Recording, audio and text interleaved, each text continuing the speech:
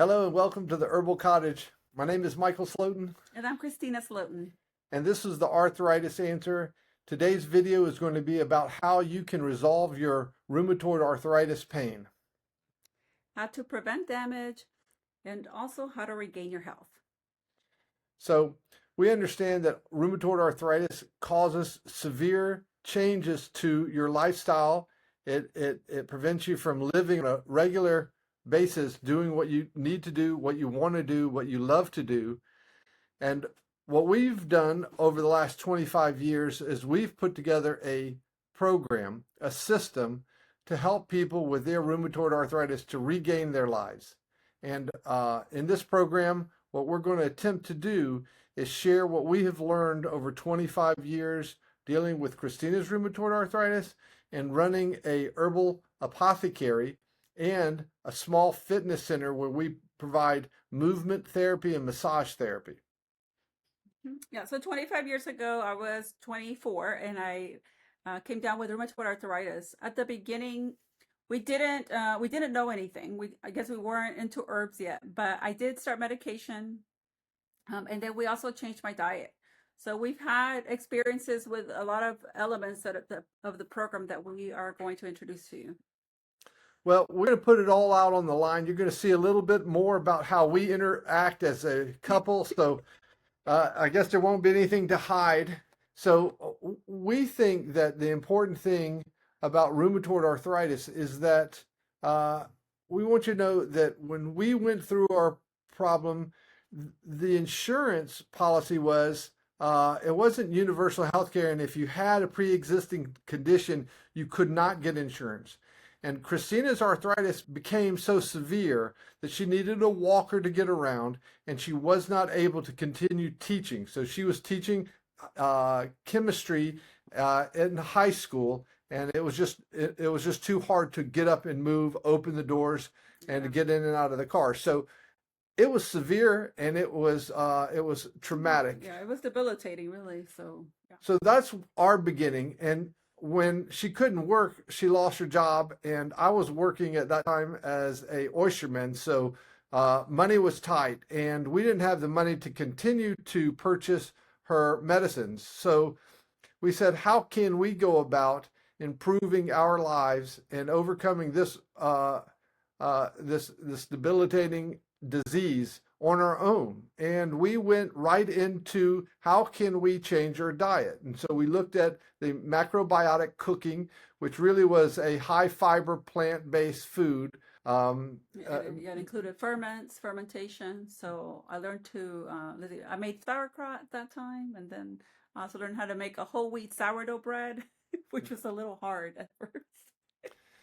So we really learned that food plays a major role in controlling your inflammation and increasing your fiber, and then we started learning about the energetics of food, because macrobiotics talks about eating in season, eating locally, because the sun and the moon and the seasons all play a role in the type of energy that the body is expending and absorbing. So after we had tried this type of diet, I started bringing home books on herbs. We were both nature lovers and liked driving around and looking at wildflowers and identifying plants as we go on hikes and walks, but that had been curtailed. But studying plants seemed to be really the next logical way that we could improve Christina's rheumatoid arthritis. And so and I just want to add that during the learning about macrobiotic cooking, I got to try new foods that I really hadn't been exposed to, like seaweed. That was a really essential part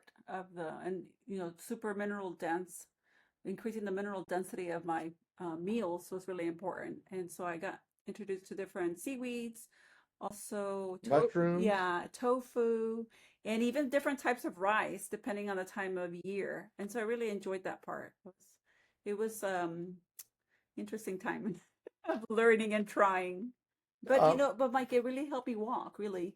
I went from being in a walker to being able to walk my dog. And so, it took some time, but after all that, it helped. We went to a lot of different doctors, and every doctor that had a specialist diagnosed Christina with whatever they specialized in. And so we finally went to the Mayo Clinic, and they determined that she had rheumatoid arthritis, and that's what we went with, and that's what we've been treating her for the last 25 years. But not one doctor ever said to us, you know, maybe if you treat your gut, you can overcome rheumatoid arthritis. They said what we would need to do is we need to prevent your body from attacking itself. But they never explained why the body was attacking itself. And so, Yeah, it was just the goal was to suppress my immune system, and that was always scary, you know, because there's always a risk of infection. I mean, that we eventually did have kids, and I don't know. I was always uncomfortable with the idea of suppressing my immune system because that's so risky, and nobody wants that. I mean, it's like in your human nature to go against something suppressing your immune system. It's really the way you survive as a human being on this planet. And but sure enough, that was really the only option I was given: suppress my immune system. so this leads us to the reason we're doing this video is what is rheumatoid arthritis? What is autoimmune disease, and how can you control it? And there is one approach which says, let's suppress the immune system. And that's the way that modern medicine is moving. But I'm going to ask you a couple of questions, and that is, when they say that 80% of your immune system is in your gut, what are they talking about? And why isn't 80% of the treatment targeted towards improving your gut? That's the first question, and that's the question that led us to think about arthritis in a different way, a new way. Then the next thought was, all right, so 80% is in our immune system, our digestive. What is the relationship between our digestion, our gut, and our immune system? And it turns out that the immune cells, well, the immune system has two different types of cells. They have the innate, which is like they're born ready to defend you.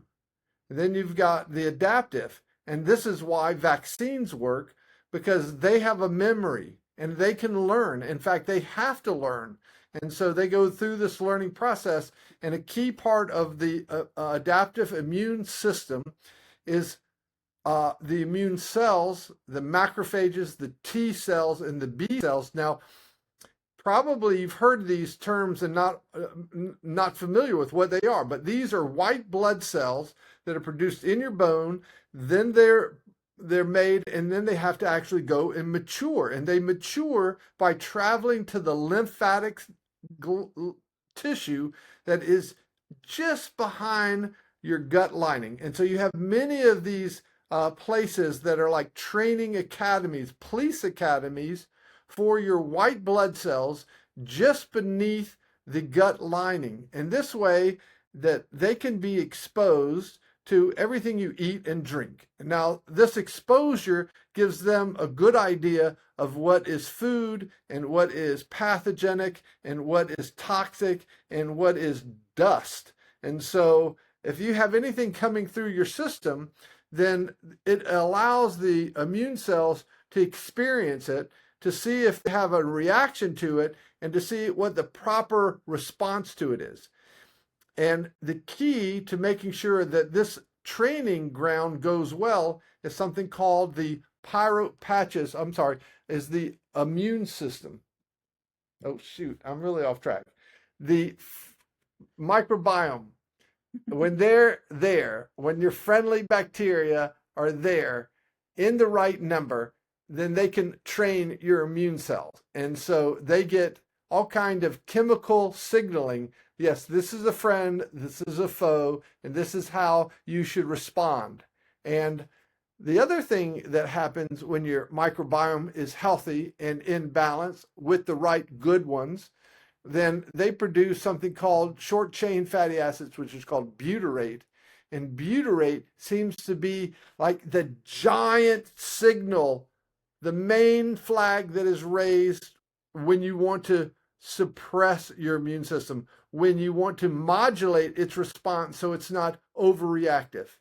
And unfortunately, when the microbiome declines or degrades, then it doesn't produce enough butyrate, which signals to your immune system that there is an intense invasion of foreign products or materials making their way into the body, and it has to go on high alert and high response. And so, Yeah, and Mike, and one thing I want to interrupt and talk about is that usually, as a rheumatoid arthritis patient, probably the last thing you're thinking about is the microbiome. But the one thing that we are familiar with is like if I eat bad, I have more pain. If I'm super stressed, I have more pain. If I catch a cold, I have more pain. There's definitely triggers, and I think then we came to learn that all those triggers really affected, the diversity and the numbers of the microbiome. So you may not believe in the microbiome, but you know that there's certain activities that if they take place, you will have a flare up. And so we're like, no, actually, that's true. The science says it, and then your actual experience says it. so here's the deal. If you have rheumatoid arthritis, you can treat your immune system so that it suppresses the signaling aspect of it. Or you can really treat the microbiome, improve that 80% of your immunity that lives in and around your gut. You can protect the epithelial tissue of your gut lining so foreign matters that should not be leaking in your gut that causes inflammation, you can bring that to a halt. And then you can bring down your inflammation and you can start to heal. And so in this video, our plan is to show you the five super things, the five key steps to healing rheumatoid arthritis. And it starts with herbs and food and fibers and ferments and functional movements. That's what this video is all about.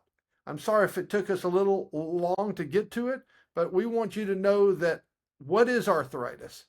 Arthritis is a change in your body, and now your immune system is no longer receiving proper signals to modulate its response. And so, as long as you are not addressing the underlying causes, then it's going to be very difficult for you to prevent your bones from deforming and pain from stopping. Now, we are excited about talking to you about herbs because herbs in the short term can provide you with immediate relief.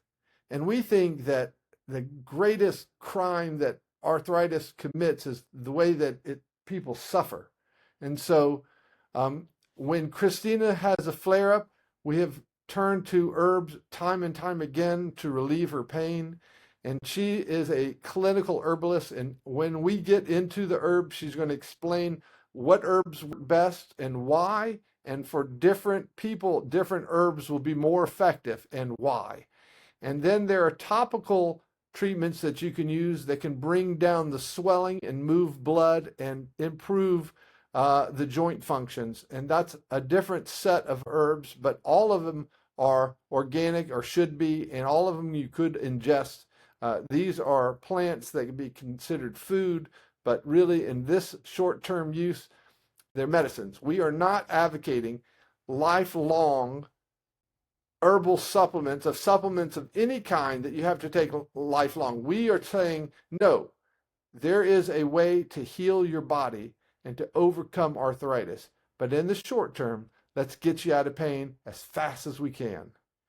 Right, yeah, and I rely on herbs. I do have flare-ups here and there. Sometimes, like I said, maybe I slack on the exercise, or my sleep is interrupted, or I catch something.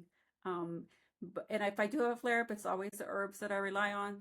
I incorporate movement that Michael has taught me, and yeah, and I usually, get out of the painful situation I'm in. So I've been recommending herbs to people for a long time now. So, and I've always found that people get good results with herbs. And the main thing is that they're safe, very little side effects, if any. And that right there gives it a huge plus in my book. Yes. So, the risk is low to try them. So right. So in the next videos coming up, we're going to talk about what herbs can help you heal your body. And then we're going to say, okay, well, let's start to employ these herbs so you can reduce your pain. And then we're going to start talking about how to increase the number of friendly bacteria so that we can get them up to the point where your body really can stabilize and your inflammation can be reduced. Now, this is a powerful way for me to end, and that is by saying that in the past that there were typically about 700 friendly species that lived in our gut. And now most Americans are down around 270. Now microbe, each bug that lives in our bodies provide us with all kinds of chemical and biological support. Some produce the neurotransmitters that you need, some produce hormones that you use, some produce the butyrate that we just discussed, some actually heal the gut, support the tight junctures in your epithelial tissue. So they all play an important role, and just the loss of one could mean the difference between GLP-1 production, that's the satiation and hunger, leptin and ghrelin, so that's acromantia. So if you lose acromantia, the mucus lining in your gut thins, and then your ability to modulate your weight is lost. And so we have lost over 400 species. And if you are suffering from rheumatoid arthritis, you probably woke up one morning and know there was a big difference. And it usually comes from a very stressful event, maybe a heavy dose of antibiotics. Something occurred in your life to bring those friendly bacteria down. Stress itself can wipe out your friendly bacteria. So we need to restore them. And if you believe this is the right course, I hope you will join us for our next video. And you can also join us anytime on our school program. And we will be having or hosting a community where we're all moving in the same direction, trying to overcome rheumatoid arthritis. Right, and it's called the Herbal Cottage Skool. So you'll be able to find us. We'll leave a link in the description here. And you can join for free. We're going to have live question and answers there as well. And a little bit more privacy. So if you want to share your experience and you want to ask us questions, you'll have the opportunity to do that. And yeah, and I hope that as a group, we can all move forward and just restore our health and our life to what we once used to have. So.